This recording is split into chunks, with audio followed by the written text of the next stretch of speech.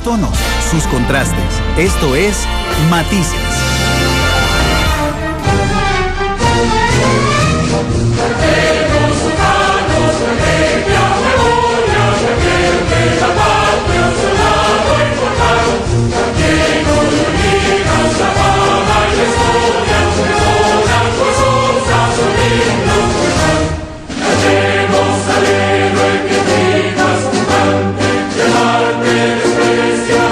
Al 11 de abril, el himno a Juan Santamaría, que don Vladimir de la Cruz, ya les decía antes de la pausa, está con nosotros. Hoy vamos a analizar, a contarles y a recordar una fecha muy importante, que no es solamente una fecha que representa a un héroe, me decía don Vladimir fuera de micrófonos, que también cantaba el himno.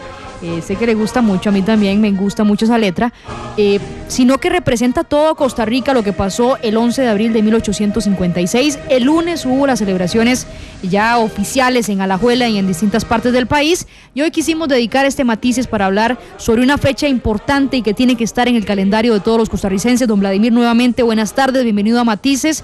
Y yo creo que no se puede ver el 11 de abril ajeno a toda una campaña, la campaña del 56, y yo me pregunto, y es la primera pregunta que le quiero hacer, don Vladimir, estábamos en pañales, se podría decir, como república. ¿Cuál era la situación de Costa Rica y cómo tuvimos que enfrentar de una vez un intento de invasión? Don Vladimir, buenas tardes. Buenas tardes de nuevo, Febe, y a sus queridos radioyentes. Entendamos que Costa Rica era un país joven, desde el punto de vista de país independiente. Habíamos logrado la independencia en 1821 sin tirar un tiro. Es una cosa importante.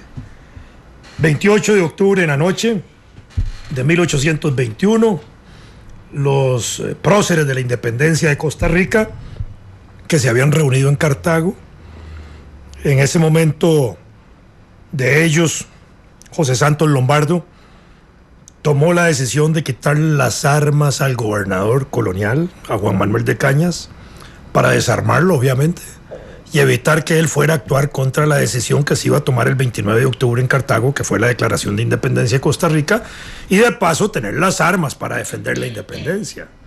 No hubo necesidad de disparar un tiro. Sí. Ni el gobernador ofreció resistencia y la independencia se proclamó. El avance de Costa Rica en los años siguientes pasó rápidamente por juntas de gobierno.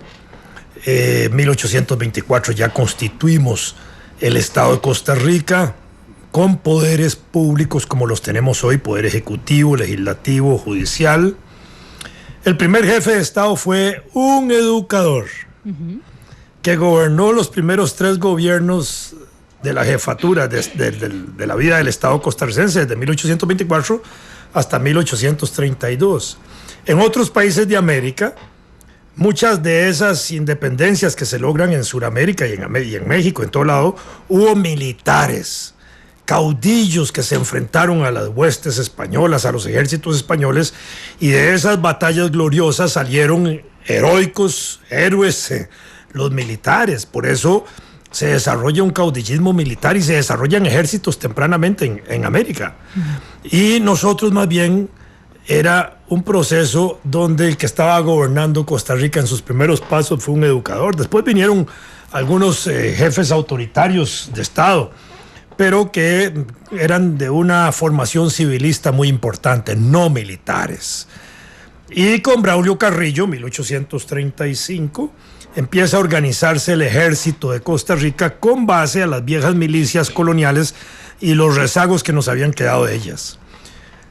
Cuando cae Carrillo en 1842, con motivo de la presencia de Morazán en Costa Rica, la invasión que hace Morazán, la derrota que hace, el derrocamiento que hace Carrillo y el establecimiento de Morazán como jefe de Estado, el ejército se refortalece. No solo lo que había creado Carrillo, sino el ejército morazánico, que se fusionan en la práctica y sale fortalecida la institución militar, y desde entonces empieza a desarrollarse el aparato militar del Estado con la estructura del ejército.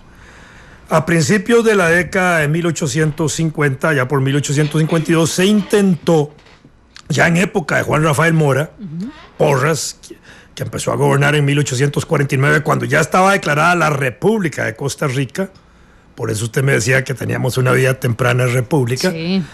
Se intenta crear una academia militar en Costa Rica, para lo cual se trajo también a un militar experto de Polonia, que después sirvió de asesor en la guerra de 1856.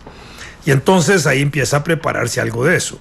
Para esa época se habían desarrollado nuevas armas en Europa, se acaba de dar la guerra de Crimea en 1848, de modo que para la guerra de los filibusteros nosotros adquirimos algún armamento de Crimea, que era de lo más moderno que había, porque a veces existe la imagen o la idea de que nosotros casi que peleamos con palas y piedras y... No fue así, nos armamos. Y con cachiflines. No, había un armamento pequeño pero importante. Y se había ido desarrollando una oficialidad en el ejército importante. Entre ellos, uno de los oficiales más importantes con grado general fue el hermano del presidente, Joaquín Mora Porras, que también está considerado héroe nacional. Y estaba el general Cañas, de origen salvadoreño, casado con una hermana de Mora. De manera que eran parientes y hombre de confianza de Mora, obviamente, el presidente Mora. Entonces, en ese proceso se va fortaleciendo una estructura militar que ya en los primeros años de la década del 50, aunque pequeña, teníamos una población de unos 100,000 habitantes y en el ejército no había más de 3,000 personas, el 3% de la población. Era una estructura que para las necesidades de Costa Rica tal vez era muy grande en ese momento. Estamos hablando de 3,000 sobre 100,000. Y el Valle Central desarrollándose, las actividades económicas del país desarrollándose, el café ya se exportaba a Europa desde 1843, el desarrollo de la caña de azúcar en el norte del Valle Central ya se había empezado a desarrollar, había una experiencia de acumulación de capital en explotaciones mineras que se reinvierte en café y caña de azúcar en la década del 40, empezaba a lograrse una estabilidad económica importante. En tanto, digamos, en ese periodo, 1821-1870, había habido mucha inestabilidad política. Aparte del gobierno de Mora Fernández, 1824 hasta 1832, y de Mora Porras, de Juan Rafael Mora, el héroe, de 1849 hasta 1959, los demás fueron gobiernos pequeños, de corto plazo, porque había una fragilidad institucional en el país que resultaba también de la formación de las clases económicas, de los grupos económicos poderosos, de la gente que aspiraba a tener poder en el país. Entonces había mucha conspiración y mucho intento de golpes de Estado, sublevaciones de cuarteles. Para resumírselo, entre 1821 y 1870 hubo más de 60 conflictos políticos, militares en Costa Rica, y cerca de 10 o 11 constituciones. Ahí donde uno entiende que al haber esta situación, cada 5 años en promedio, se quería reformar la estructura del Estado, y eso obedecía de alguna manera a esos cambios políticos de los grupos que querían gobernar. Algunas constituciones duraron 10 años, otras duraron meses, pero en el fondo esto es lo que se reflejaba en ese momento. No teníamos todavía una iglesia católica nacional. En 1852 se desarrollan ya las relaciones con el Vaticano. El Vaticano nombra el primer obispo de Costa Rica, el doctor Anselmo Llorente y Lafuente. Ya en 1854 está a cargo de la iglesia costarricense. Y con motivo de la guerra del 56, este obispo también va a jugar un papel muy importante, que yo creo que ahora lo podemos destacar. Entonces tenemos esa situación así de entrada para entender cuál es más o menos el desarrollo de la economía, la situación de los grupos, la crisis que había vivido el país institucional, etcétera. Habíamos declarado la República en 1848 por parte del doctor José María Castro Madrid e iniciábamos con el primer presidente formalmente de la República, que es Juan Rafael Mora, porque Castro Madrid, como jefe de Estado, asume también como presidente durante un breve periodo y entonces tiene una figura que es mixta. Pero en el fondo el primer presidente va a ser Juan Mora Porras, Juan Rafael. Don Vladimir, decía usted, y me llamó la atención, que por lo menos hasta el momento del 56, en todo este proceso de independencia y de hacernos república, no habíamos disparado una sola bala. Y entonces me pregunto... No, habían conflictos internos donde habían habido guerras internas, la guerra de la Liga y otras. Pero hacia afuera. Hacia afuera no. Hacia afuera no. ¿Cómo hace entonces el presidente Mora Porras para convencer a decenas de costarricenses de decir, vamos a la guerra? Bueno, 1855, el presidente Mora se entera de varias cosas. Primero, informado por nuestros diplomáticos en Washington, que fue una cosa muy importante, se entera de que allá están vendiendo territorios en Centroamérica para venirlos a colonizar, ¿verdad? Y entonces así como ahora hay gente que vende territorios en la luna, ¿verdad? Cuando la luna hoy es un patrimonio de la humanidad, no le pertenece a nadie. Sin embargo, hay gente que vende títulos de propiedad y hay estúpidos que los compran, ¿verdad? En aquella época había gente que se apuntaba a comprar territorios en Centroamérica para venirlos a colonizar o a ejercer su dominio de tierras. Eran todas repúblicas ya en Centroamérica. Sin embargo, estaba ese proceso de expansión de los Estados Unidos hacia el sur. Habían venido ocupando desde 1840 en adelante territorios de México, en parte con la complicidad del general Santana, un presidente de México, que les vendió territorios muy baratos, en parte por ocupación que hacían ellos de territorios donde metían colonos gringos, después hacían censos, por los censos hacían referendos, votaban a favor de la separación de México y así se robaron la mitad del territorio de México, Texas, Nuevo Laredo, Arizona, todos esos, la Baja California, toda esa cosa se la llevaron los Estados Unidos de esa manera y por la complicidad de presidentes pillos como el general Santana. Entonces, de pronto aparece en Estados Unidos un hombre inteligente, preparado, periodista, médico, abogado, un montón de títulos que tenía, William Walker, interesado en proyectar ese viaje hacia la región de Centroamérica con ánimo de establecerse en esta zona y con ánimo de anexar los territorios de Centroamérica a los intereses de los estados sureños de los Estados Unidos.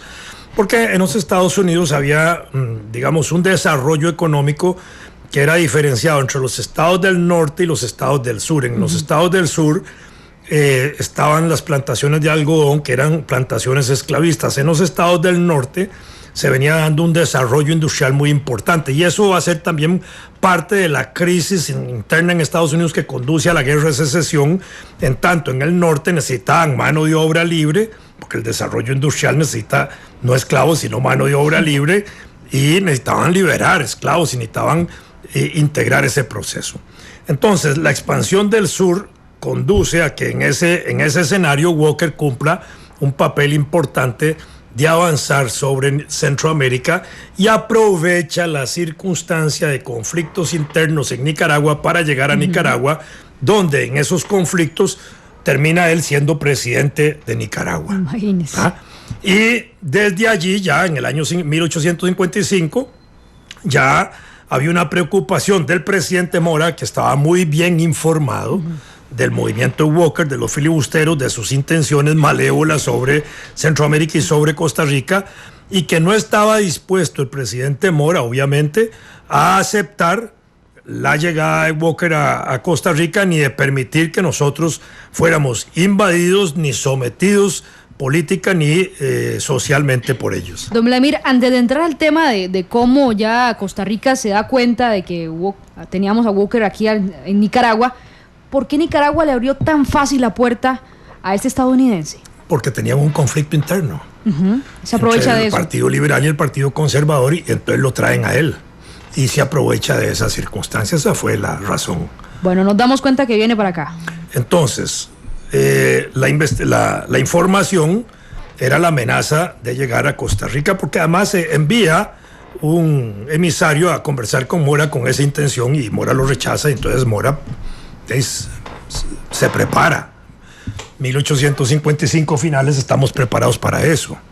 Y justamente el presidente Mora empieza a preparar al pueblo costarricense para eso, y la iglesia costarricense acompaña a Mora. La iglesia católica costarricense acompaña a Mora en esa preparación. Ya desde finales de 1855, el mismo obispo, Anselmo Llorente y Lafuente, llama a prepararse para luchar contra el bárbaro protestante que amenazaba a la religión católica, que en ese momento era única.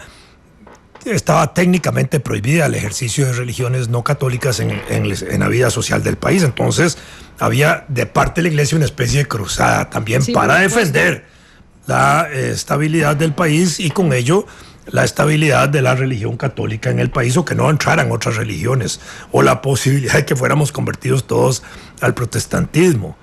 Entonces ahí se inicia el proceso. Entre diciembre y marzo de 1856, diciembre de 1855 y marzo de 1856, el país empieza a girar gravemente, rápidamente también sobre lo que está sucediendo en Nicaragua, y el gobierno toma la decisión de ir a sacar a los filibusteros de Nicaragua por la amenaza que eso significaba para nosotros y porque afectaba la soberanía, no solo de Nicaragua, que ya era una nación ocupada, sino el resto de Centroamérica. Y en ese sentido, convocan a los costarricenses a que se sumen al ejército voluntariamente para ir a defender el país. Y entonces empieza a reclutar la gente. Al final terminamos llevando a la guerra cerca de 10,000 costarricenses. Esto es muy importante. Sí. ¿Por qué? Porque si nosotros teníamos un ejército que era menor de 3,000 personas y llegamos a tener 10,000 movilizados, en esa época los que se movilizan son hombres. Hoy van a la guerra mujeres y hombres, y quizás menos mujeres que hombres, pero ya se incorporan en los ejércitos mujeres. Sí.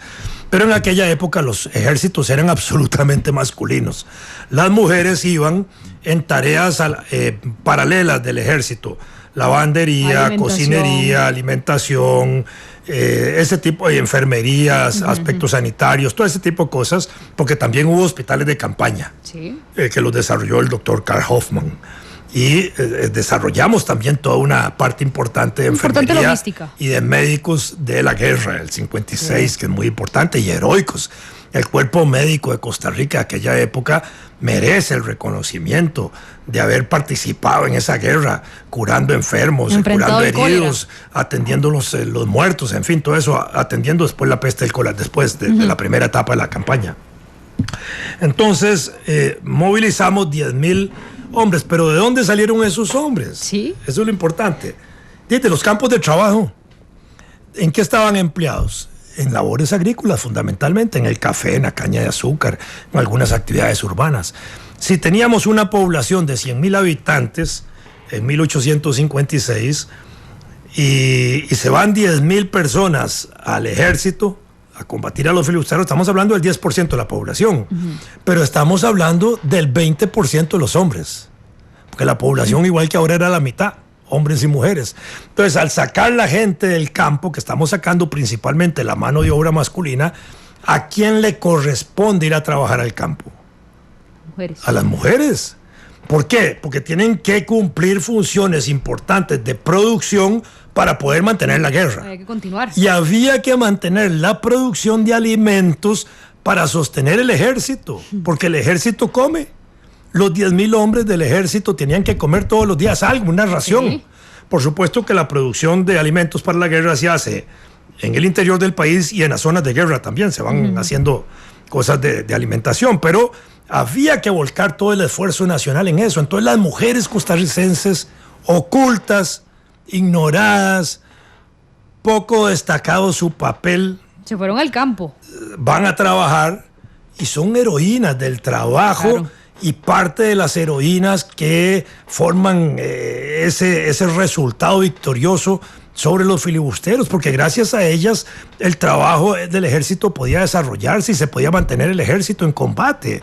Yo creo que esta es una cosa que hay que destacarla, y para entender mejor el papel de Pancha Carrasco. Sí, por supuesto. Porque Pancha Carrasco no es solo la figura con que se trata de ver ahora militar. Porque Pancha Carrasco era una cocinera del ejército. Cierto. Vivandera era el puesto que tenía del Estado Mayor. Estaba ella a la par de los generales, de Mora, del general Cañas, de los grandes héroes. Ahí estaba ella, porque ella, la Pancha Carrasco era una mujer conocida, educada, casada, cartaginesa, acaba de cumplir 200 años. La Municipalidad de Cartago hace pocos días le hizo un homenaje lindísimo de rescate a su imagen. Y en ese sentido era una mujer conocida en el medio político del país, anti-morazánica. Cuando estuvo Morazán aquí, le hizo bochinches a Morazán. Era una mujer de pelea y era reconocida ella. Y en ese sentido, cuando llaman al ejército, ella se integra. Pero como era conocida del mundo político, la integran del lado de los altos jefes del ejército. Por eso está ella ahí. Y cuando en algún momento hay que coger armas y disparar un cañón, ella tiene además buena puntería y atina y juega un papel importante en los combates desde ese momento, y por eso después se le reconoce en el campo militar también su papel.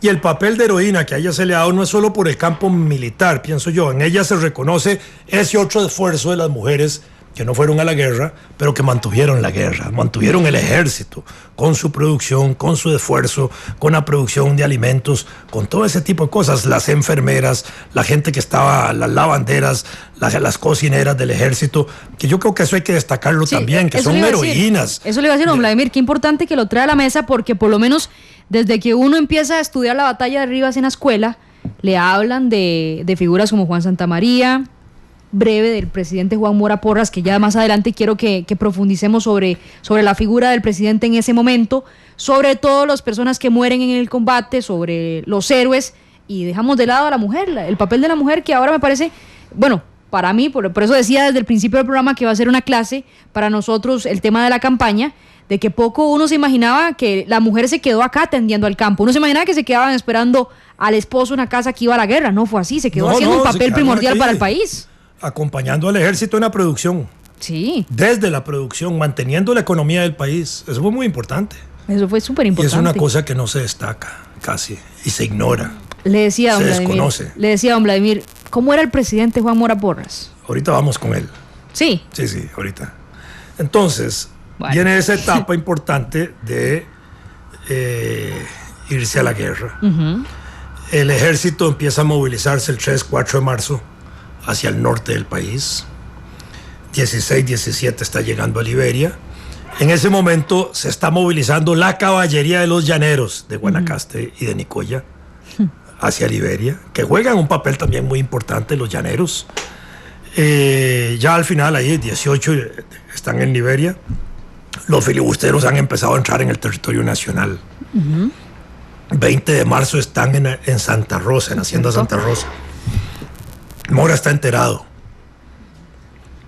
El ejército nuestro en Liberia tenía la información por espionaje del avance de Mora hasta Santa Rosa. Y entonces preparan la batalla de Santa Rosa. La finca de Santa Rosa era una finca conocida por nosotros, no era una finca desconocida, se conocía bien la finca, era de costarricenses en ese momento. En esa época había mucha tradición nicaragüense y todo, pero ya estaba en manos de gente de costarricenses que conocían bien la finca, y entonces se prepara. Los filibusteros habían llegado en 300 a Santa Rosa, con uno de los hombres más importantes de Walker, que era el capitán Schlesinger, sí, y que era el que dirigía a la gente de los filibusteros en Santa Rosa. Y entonces se prepara el asedio de la casona de Santa Rosa, donde están los filibusteros, se entra por los corrales y se hace un análisis muy importante de batalla.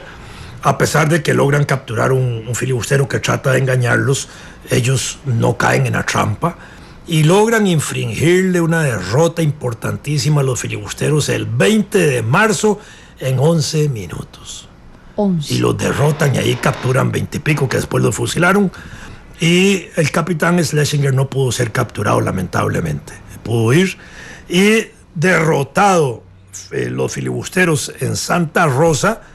El presidente Mora inmediatamente da la orden de perseguirlos por todo el territorio nacional, sacarlos de todo el territorio nacional, y ordena dirigirse al río San Juan para limpiar todo el río San Juan. Esto es muy importante porque con esto se estaba tratando de evitar que hubiera un solo filibustero en el territorio nacional, asegurando la soberanía interna, la independencia interna, y advirtiendo a los filibusteros que el que llegaba aquí lo fusilaban. Incluso se les comunicó en hojas sueltas a los filibusteros, entiendo que en 4 idiomas, alemán, inglés, francés y español, las disposiciones de su fusilamiento. Váyanse. Y una cosa importante también, el ejército costarricense llevó imprenta a la guerra. Imprenta, una imprentita pequeña, porque al estilo de Simón Bolívar llevaba imprenta para la guerra. ¿Por qué? Porque había que desarrollar boletines. Había un boletín del ejército y había una prensa militar de ese momento. Y alrededor de eso, la prensa cumple también una función importante. Por un lado, para la tropa, para exaltarla, para moralizarla, para elevar valores para exaltar la derrota del enemigo, al enemigo para infundirle temor. Porque uno puede decir en la prensa cosas contra el enemigo que le produzcan temor, para desorientar y para engañar al enemigo. ¿Por qué? Porque se pueden poner cosas que ofusquen, que engañen desde el punto de vista político, militar al enemigo. Es decir, la prensa puede cumplir muchas funciones importantes. Sí, por supuesto. Entonces nosotros llevamos imprenta a la guerra, y eso es importante decirlo porque con esa imprenta se evitaban los boletines y las hojas donde se hacían las advertencias a los filibusteros de que iban a ser fusilados. Entonces ese es otro elemento importante, el papel de la prensa en la guerra del 56, la prensa militar, que no ha sido bien rescatada todavía, pero ahí la tenemos, el boletín del ejército. En 11 minutos ganamos y empezamos a perseguir a los que quedaban. Perdón, la batalla de Santa Rosa, de todas las batallas de la guerra de 1856 y 57, es la más importante. La de Santa Rosa. Más importante que la de Rivas. ¿Por qué? ¿Por qué eso, don Vladimir? Porque la de Santa Rosa es la que saca a los filibusteros de Costa Rica. ¿Cierto? Después los perseguimos en Rivas, ya afuera. Nosotros inmediatamente seguimos persiguiéndolos hacia Nicaragua, y el presidente Mora ordena pasar la frontera y perseguirlos en territorio nicaragüense. Pero la batalla de Santa Rosa deberíamos celebrarla con tanta pompa como se celebra la del 11 de abril. Sin embargo, en Costa Rica hemos dejado de celebrar la batalla del 20 de marzo. ¿Por qué? Dígamelo usted.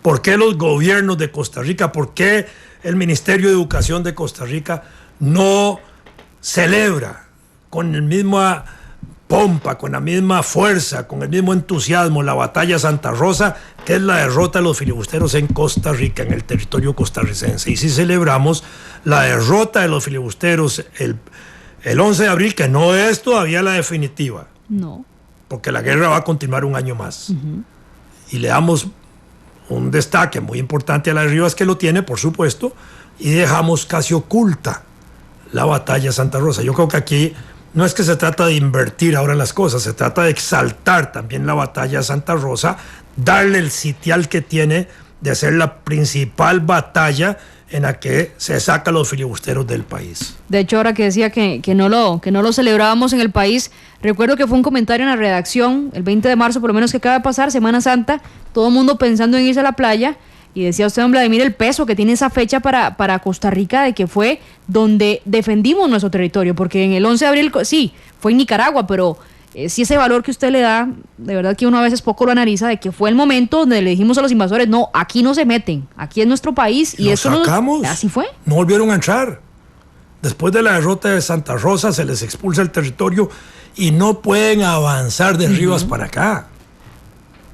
No vuelven a penetrar en el territorio nacional. Yo creo que esto es una cosa importante. Sí. Después viene el control, digamos, de la ruta del tránsito, lo que se llamaba la ruta del tránsito, que es todo el río San Juan. Porque de Santa Rosa se ordena avanzar hacia Nicaragua, avanzar hacia el río San Juan, se da la batalla de Sardinal y después se dan batallas en el río.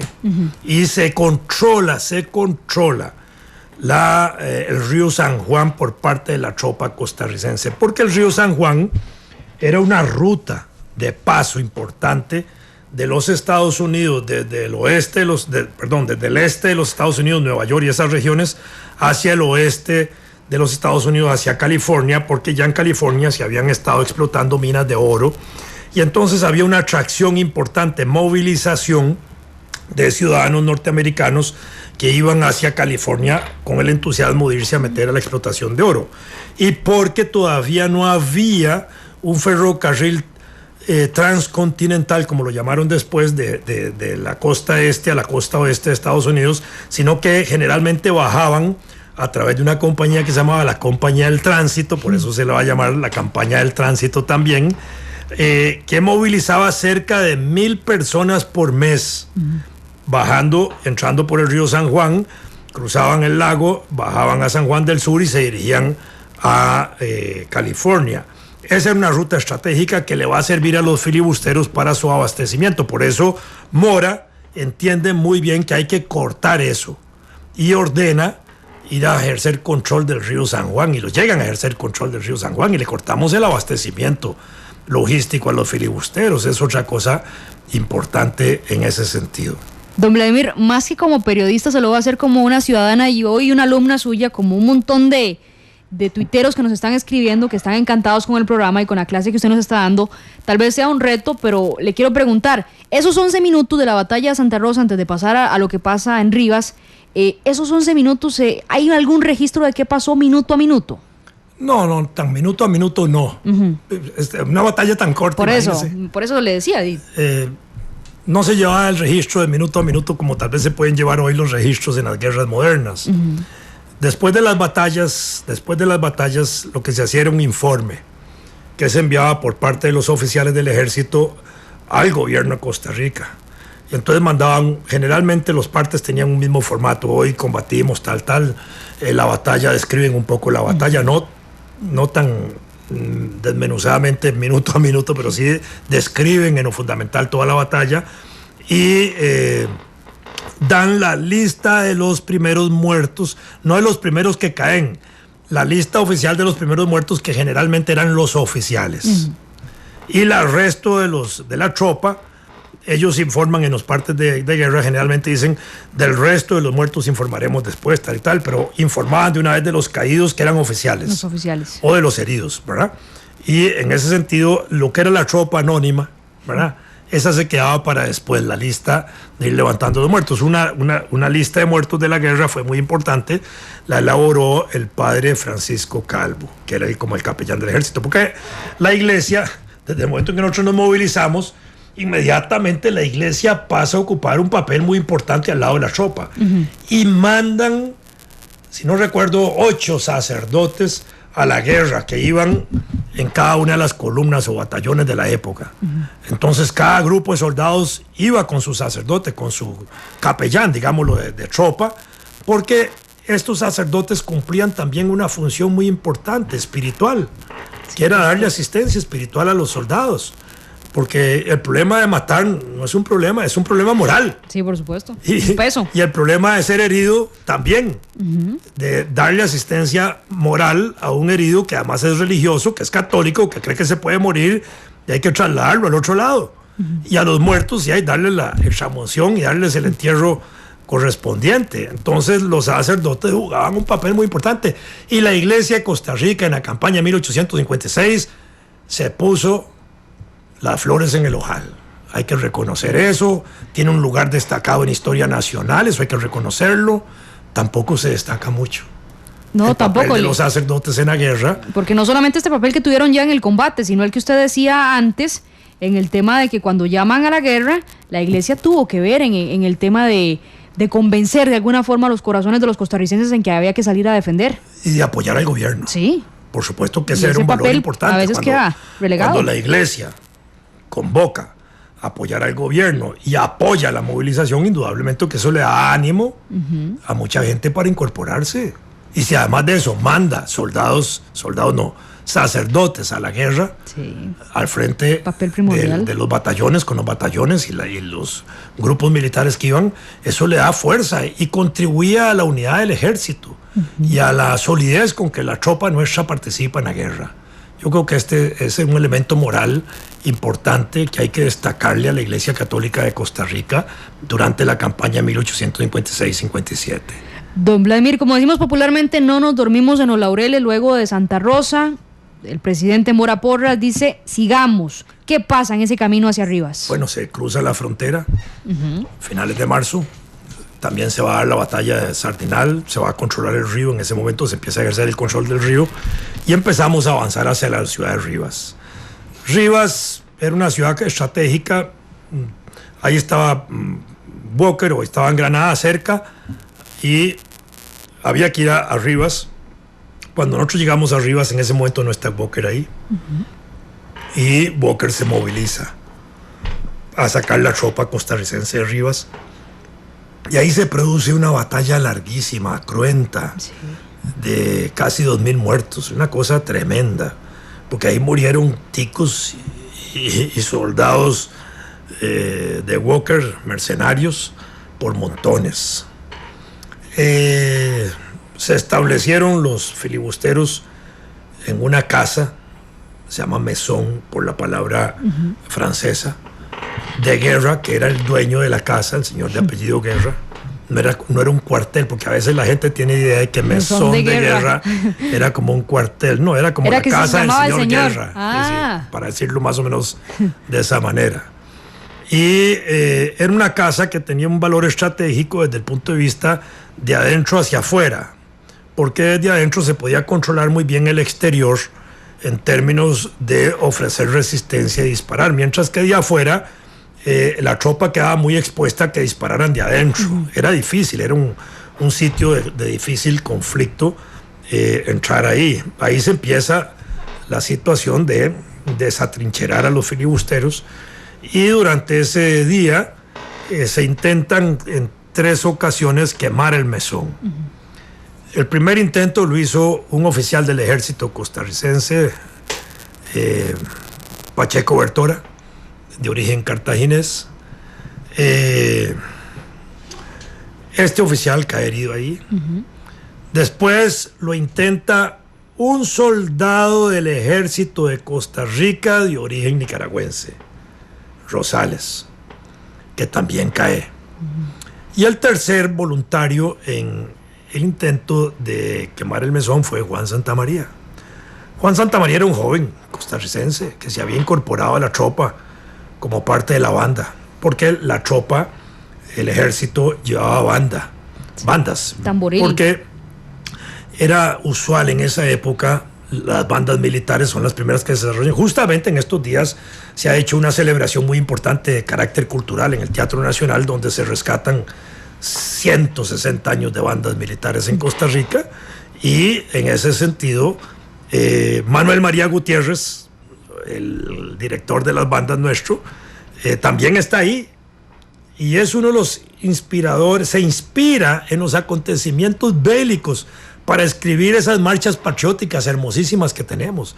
La Marcha Santa Rosa y esas son inspiradas en plenos combates. Algunos investigadores y colegas, historiadores anteriores, ya viejos y ya fallecidos, habían dicho incluso que se había inspirado montado en un árbol, subido en un árbol ahí, viendo los combates, y ahí se inspiraba y hacía sus composiciones. Y cuando la tropa costarricense regresa a Costa Rica, entra entonando esas marchas heroicas, bellísimas, que ahora tal vez podemos meter algunas estrofas de algunas de ellas. De hecho, les estaba diciendo acá a través de nuestro contacto a los compañeros de realización, la Marcha Santa Rosa, sí, que claro, a mí me fascina también. Si la podemos poner por ahí, vamos a ver nada más. Bueno, ahorita la metemos en cuanto a la encuentre. Oiga, ahí está don Vladimir. Es bellísima. Sí. Imagínese usted marchando de regreso heroicamente, derrotando a los filibusteros ahí, lleno de polvo, viniendo a pata de las remotidades de Nicaragua, entonando esa marcha hasta que se le para uno el pelo. Sí. Yo estoy erizado, mire. No, yo también. Toque. Sí, ahí lo estoy viendo. A mí se me llenaron los ojos de lágrimas. Sí, claro. Sí, claro. Oiga, nada más uno.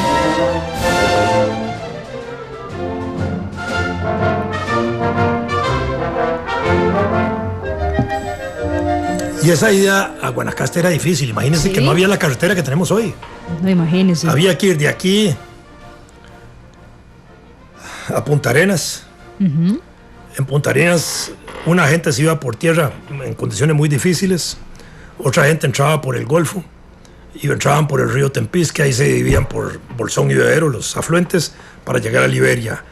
Y desde San Ramón alguna gente se organizó para ir a buscar rutas, en esa época abriendo trocha para llegar a la frontera. Era una cosa titánica. Sí, se me vuelve a parar el pelo cuando me acuerdo de eso, porque cuesta mucho entender ese escenario de guerra en las dificultades que se dio y la heroicidad con que lo hicieron, el sacrificio, el amor que pusieron los costarricenses para ir a defender el país. Quedamos en el tercer intento, el de la banda. El muchacho de la banda. Entonces Juan Santamaría, un joven de 25 años en ese momento, asume la tarea, logra meterle un chispazo a una esquina del mesón, y eso, digamos, produce la etapa final de esa batalla. Después de muchas horas de combate, unas horas más de combate obligan a los filibusteros a abandonar el mesón y huir. En esa huida no solo logra capturar a Walker, y Walker, huyendo, va depositando cadáveres en pozos y en aguas y en ese tipo de cosas, y unos días después se desata la peste del cólera. Y cuando la tropa nuestra, que seguía persiguiendo a Walker, se entera de la situación de la peste del cólera porque se están enfermando soldados nuestros, entonces ordena retirarse y se retiran de nuevo a Costa Rica, replegarse a Costa Rica para reponerse de la situación y evitar que la peste del cólera acabe con todo el ejército. Esa peste del cólera en Costa Rica provocó estragos. Hace un momento le decía que la población del país tenía 100,000 habitantes. ¿Cierto? La peste del cólera mató 10,000 habitantes, no los 10,000 soldados, 10,000 habitantes. 10%. Es decir, afectó al 10% de la población del país. De nuevo tuvimos una situación violentísima, porque ahí afectó mujeres, niños, adultos mayores, de la clase rica, de la clase baja, de la clase política, de la gente que no estaba en política. Todo mundo salió afectado en esa situación de la guerra, de la peste del cólera. Repuestos de la peste del cólera, se ordena volver a Nicaragua. Y entonces se inicia lo que se llama la segunda campaña. Hasta ahora hemos hablado lo que se conoce como la primera campaña. La segunda campaña es la que se produce después de que regresamos a Nicaragua y se va a prolongar hasta el 1 de mayo de 1857, cuando William Walker se rinde y se acaba técnicamente la guerra ahí, ¿verdad? Entonces, para esa segunda etapa de la campaña, o la segunda campaña, empiezan a participar también los ejércitos de Centroamérica. Mandan tropa. En general, todos los ejércitos de Centroamérica en la segunda campaña estuvieron dirigidos estratégica y tácticamente por el Estado Mayor Militar de Costa Rica. Creo que esto es una cosa también importante, porque toda la guerra, la conducción de la guerra fue o estuvo en manos de los altos militares del ejército costarricense, que no eran solo el general Cañas y el general Joaquín Mora, también estaba Máximo Blanco, Lorenzo Salazar, que uno podría considerar los héroes nacionales también. Lo que pasa es que no tienen ese título ni ese reconocimiento porque participan después en el crimen del fusilamiento de Mora y Cañas, y en ese sentido quedaron ocultos en la historia, pero fueron hombres que militarmente se destacaron mucho durante el periodo de la guerra también. Me están preguntando en redes, don Vladimir, y no podemos dejar de responder porque hay muchísima participación, muchas personas están encantadas con el programa. Don Vladimir, ¿por qué se duda de la existencia de Juan Santamaría? ¿Quién sembró esa semillita de decir, no, eso fue una historia que se inventaron para tener un héroe nacional? No es cierto. Ciertamente la figura de Juan Santamaría ha sido cuestionada, pero no en 1856, cuando quemó el Mesón, ni en los años siguientes. Lo que pasa es que con el fusilamiento de Mora y Cañas, los sucesos de la guerra de 1856 y 1857 se ocultaron, se dejaron de celebrar, porque había que celebrar a los héroes. Y Mora y Cañas eran parte de esa élite, claro, heroica que condujo la guerra. Entonces, ocultando eso, ocultaron también a Juan Santamaría como el combatiente, digamos, que se destacó en la quema del Mesón. A mediados de la década, o a principios de la década del 80, 1880-90, empezó a rescatarse un poco la memoria de los sucesos de 1856-57, y un escritor, Ovaldía de Guatemala, en un discurso menciona a Juan Santamaría. Y eso permite empezar a rescatar nuevamente la parte nuestra. Y a finales de la década de 1880, la municipalidad de Alajuela ordena una investigación para documentar la existencia de Juan Santamaría, que era alajuelense. Y en 1891 se produce el informe en el cual la municipalidad de Alajuela ha reunido todos los documentos y todos los registros que hay de Juan Santamaría, y además han hecho una investigación testimonial con gente que combatió en 1856, que todavía estaban vivos, sobre la heroicidad de Juan Santamaría y sobre su figura. Y ahí está todo eso relatado. Entonces la figura del héroe es real, no es una leyenda. Y eso conduce a que en esa década del 90, cuando el Estado costarricense, los gobiernos de Costa Rica asumen ahora sí la tarea de reivindicar los sucesos de 1856, entonces mandan a hacer los monumentos, el de Juan Santamaría, el de Mora, el Monumento Nacional, todo ese tipo de cosas, y empieza a levantarse, ahora sí, una memoria histórica que se manifiesta también en esos monumentos. Años después empezaron a cuestionar la existencia de Juan Santamaría. En algunos casos porque se decía que no había muerto en Rivas, sino que había muerto el cólera. En otros porque no era real.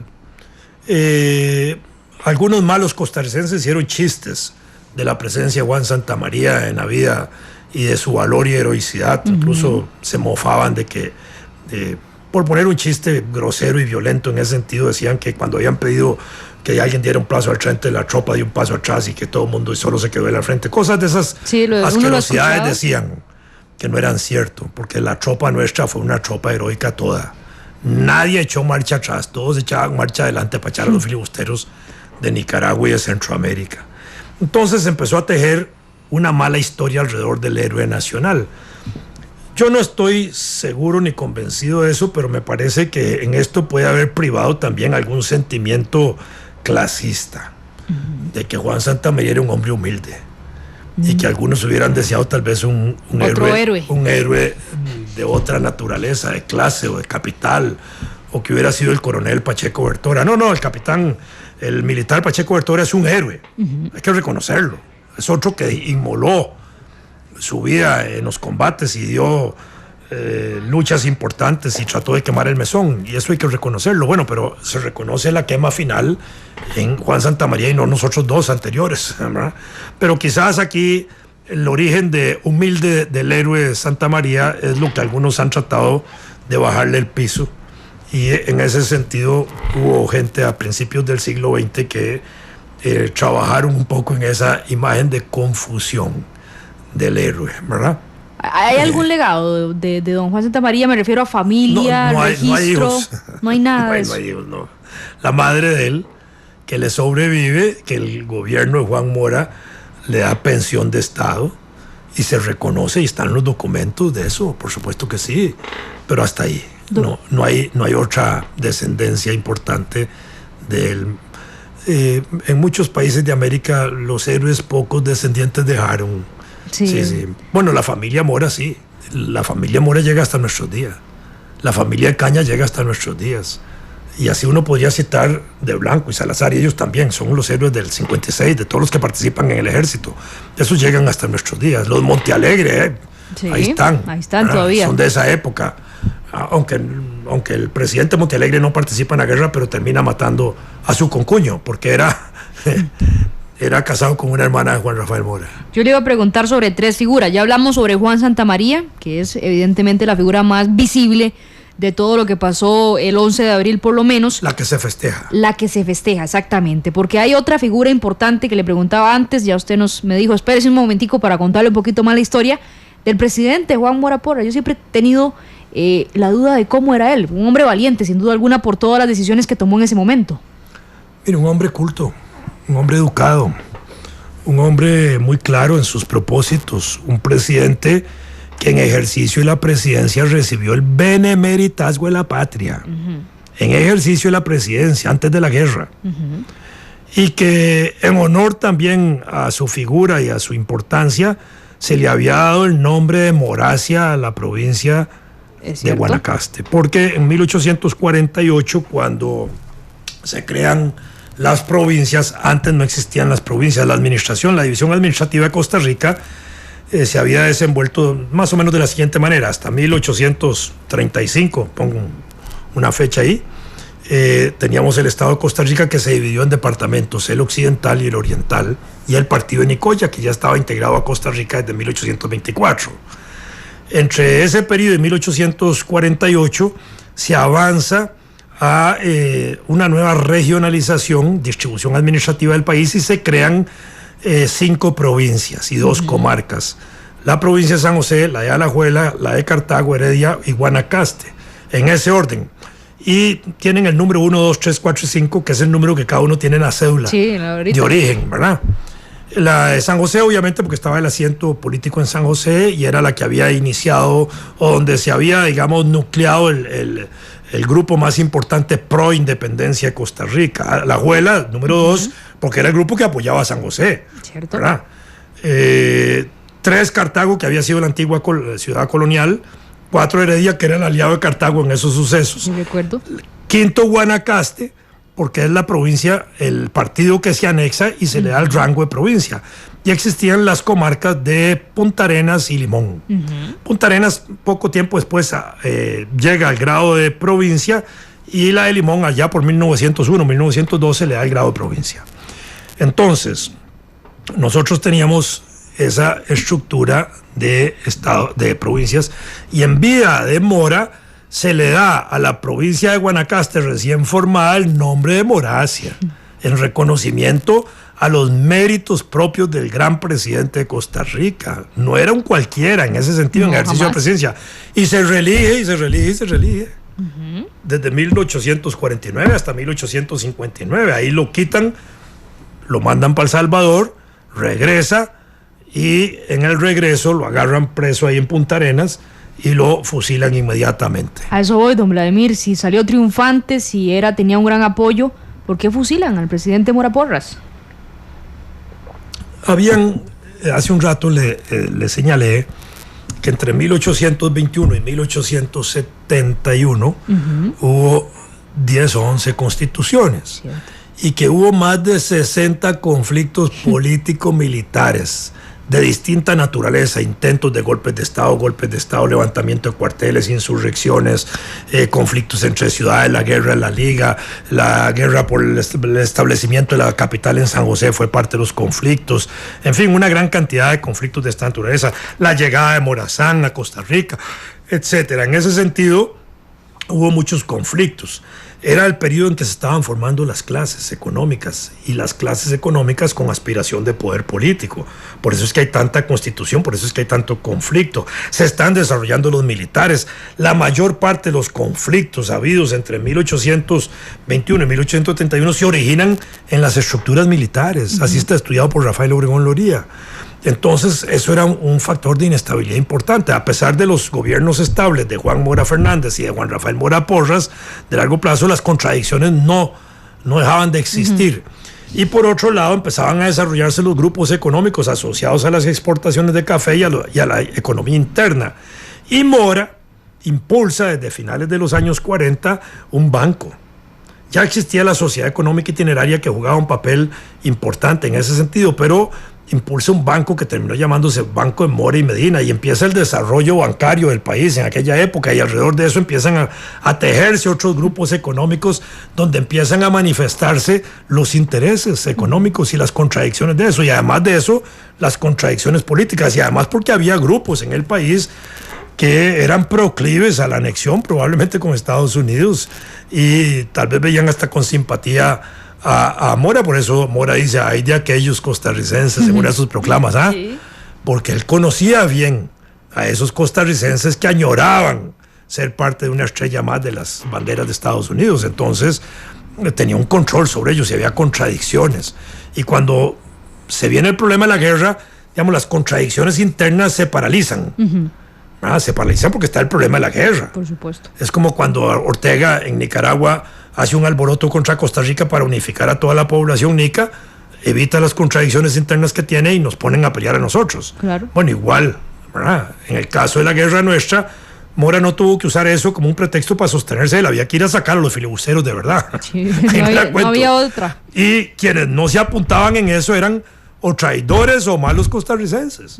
Y entonces la gente se unifica alrededor de Mora, aún aquellos que lo detestaban y no lo querían. Pero terminada la guerra, en el 57, Mora vuelve a reelegirse en el 59. Todavía tenía la fuerza política. Claro. Pero ya los grupos económicos conspiraban contra él y los grupos políticos contra él. Por eso es que de alguna manera lo derrocan y lo sacan, lo obligan a salir del país, y él regresa a Costa Rica a asumir su papel y aprovechan para matarlo. Pero entre ellos está su concuño, el hombre que estaba casado con una hermana de él. Los Montealegre, la familia Montealegre ahí desde esa época, con el general Blanco y con el general Lorenzo Salazar, que conspiran.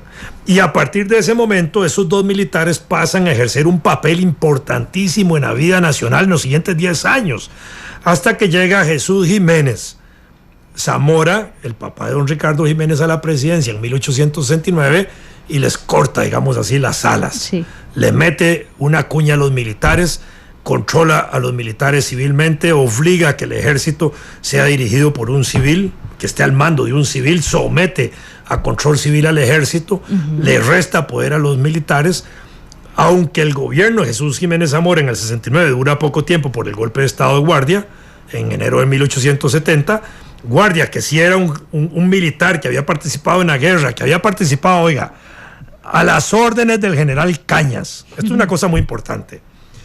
Admiraba y amaba al general Cañas. Había sido su discípulo, había sido su fiel combatiente y detestaba y odiaba el acto criminal de su muerte. Entonces, cuando el general Tomás Guardia Gutiérrez, ya presidente, asume, elabora el primer código militar de 1871 y ahí le establece un candado a los militares también, señalando que los militares iban a estar gobernados civilmente por una figura civil. Todo el gabinete de Guardia, a pesar de que él entra por golpe de estado, es de civiles, entre ellos de civiles notables, como Castro Madrid, por ejemplo. Y Guardia, 1878, deja de aplicar la pena de muerte y es él el que después introduce la reforma constitucional para abolir la pena de muerte como constitucionalmente declarando el derecho a la vida. ¿Esto por qué? Por lo que había significado en cierta forma la muerte o el asesinato de Mora y de Cañas. La abolición de la pena de muerte en Costa Rica está asociada a eso. Y esto es una cosa que es importante entenderlo. Don Vladimir, 3 de la tarde con 10 minutos. Le voy a robar unos minutos para ir a la pausa. Antes nada más quería comentarle algunos de las impresiones que tenemos en Twitter. Marco Vinicio, que nos está reportando sintonía, nos dice: ¿se tiene un estimado de cuántos hombres formaban el ejército? Ya don Vladimir dijo que era al menos 10,000, Marco. Esto en el tema entre los miembros del ejército y los voluntarios. También el POAS dice, bueno, qué programazo, Matices, que ha estado escuchándolo desde el inicio. Edgar Mata nos dice, excelente programa, ¿se sabe exactamente dónde fue el mesón de guerra, don Vladimir? Sí, todo eso está bien ubicado, hay mapas de la ciudad. Ahí está, también Adolfo nos dice... Y hay mapas militares que describen la batalla. Dice, tal vez usted nos corrobora esa información, Adolfo en Twitter dice, si no me equivoco, el ejército inglés era quien nos asesoraba y nos vendía armas. Nosotros compramos armas a quienes nos las vendieran. Sí, bueno, ahí está. Inglaterra y Europa. Yo al principio le dije que habíamos comprado armas modernas que se habían utilizado en la guerra de Crimea de 1848 y gestionamos un préstamo con Perú con el presidente Lamar para poder financiar la compra de armamento y avituallamiento para el ejército. Bueno, ahí está la decena de comentarios que ya ahorita le voy a enseñar a don Vladimir. 3 de la tarde con 11 minutos, vamos a ir a la pausa. Por cierto, el presidente Lamar muere en Costa Rica. Muere en Costa Rica. Y en una visita que hace, y hay escenas pintorescas de pintura de la época, hechas por Figueroa, donde se ve la escena de la muerte del presidente Lamar, que es una escena muy linda en términos de la pintura primitiva, porque él era un primitivista desde el punto de vista de la pintura.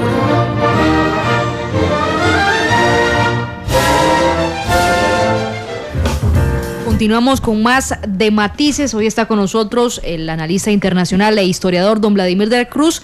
Hemos estado hablando sobre el tema de la campaña del 56. Don Vladimir, ya en esta última parte del programa yo no me puedo quedar con la duda de preguntarle ¿quién es Juan Mongalo? ¿Es un héroe nacional? ¿De dónde salió Juan Mongalo? No, Juan Mongalo no es un héroe costarricense. Y es un personaje que existe.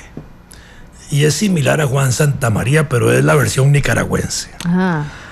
Equivocadamente algunos lo ubican en el 11 de abril nuestro, pero no es así.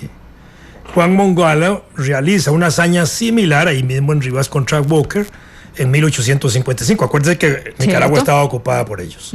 Entonces, en esa lucha, en ese instante, ellos están ahí y Juan Mongalo hace una hazaña similar.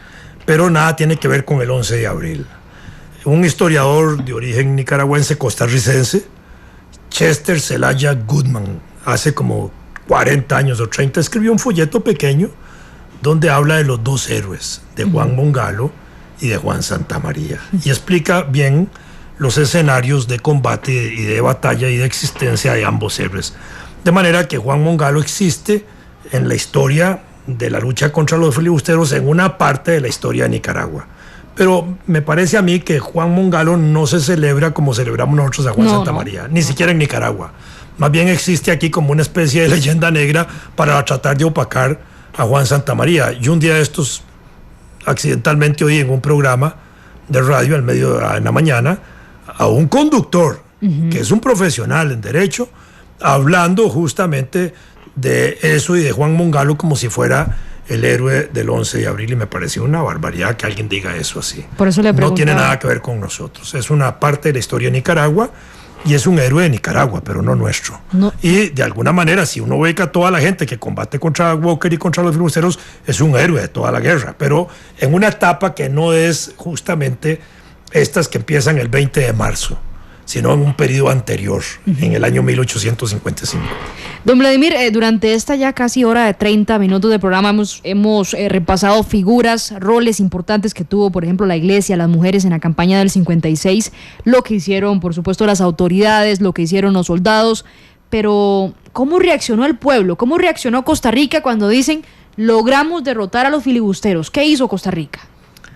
La tropa costarricense regresa, bueno, el 1 de mayo de la segunda campaña. Exacto, hasta el 57. Termina el 1 de mayo de 1857, cuando Walker se rinde ante un oficial extranjero que le salva la vida a él, porque si lo hubiera agarrado la tropa costarricense lo fusilan. Exacto. Y se compromete a no volver a Centroamérica. En 1860 intenta volver, lo agarran en Honduras y lo fusilan, y ahí se acabó Walker. La tropa costarricense, después de la derrota de Walker y su rendición, retorna a Costa Rica y retorna heroica. Es la tropa victoriosa, es la tropa que ha dirigido en su estado mayor, estratégico y táctico a las tropas de Centroamérica, que también se sumaron a la guerra.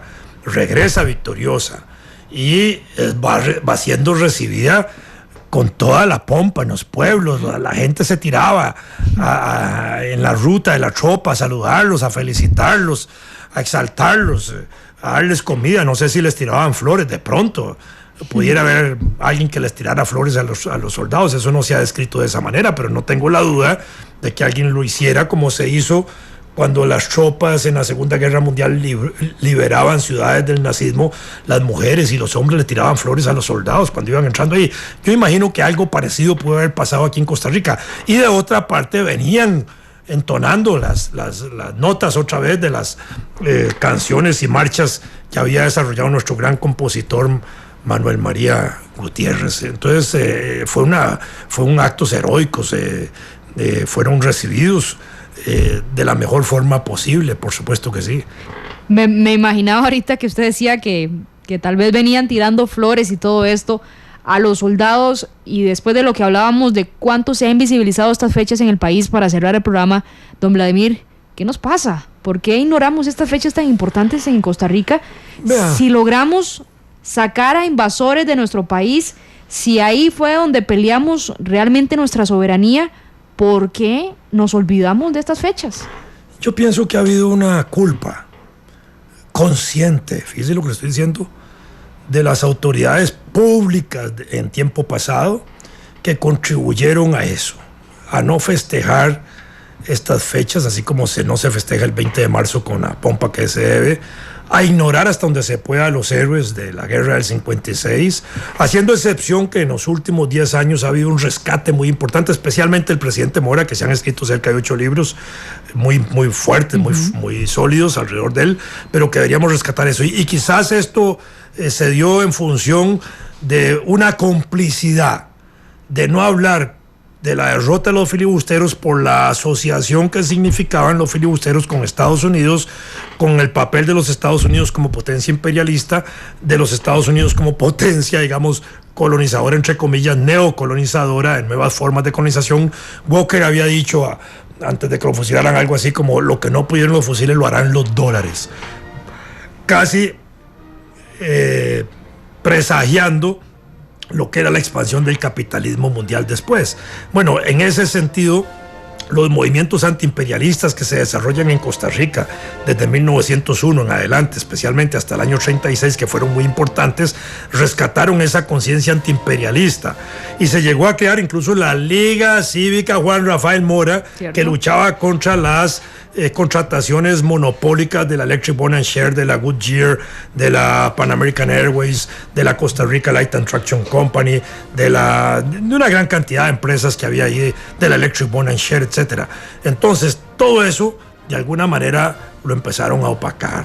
En la época de 1940, el Partido Comunista tenía una radio que se llamaba Ecos del 56.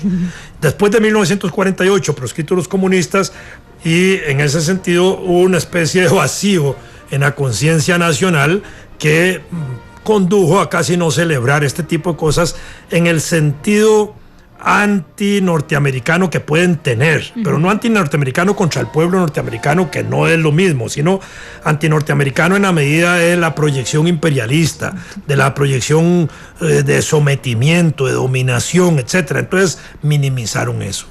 Y eso es lo que yo creo que ha pasado. Entonces no ha habido presidente, ni siquiera el actual, que es un historiador, que resalte, digamos, el valor estratégico. ¿De quién tenemos que hablar? De los filibusteros. Se habla de los filibusteros a secas. Nadie dice los filibusteros norteamericanos, ¿verdad? Ese adjetivo como que mejor no decirlo, los filibusteros ahí, los filibusteros de cualquier parte del mundo. No, eran filibusteros norteamericanos. Era Estados Unidos quien quería hacernos colonia, quien quería esclavizarnos. No oficialmente, obviamente que no, sí, no, sino a través de William Walker y con el apoyo del presidente Buchanan, creo que estaba en ese momento, etcétera. Es decir, era el problema este. Entonces creo que este es el elemento que en el fondo ha girado para que esa lucha no se destaque en el contenido real histórico que tiene. Bueno, muchísimas gracias, don Vladimir de la Cruz.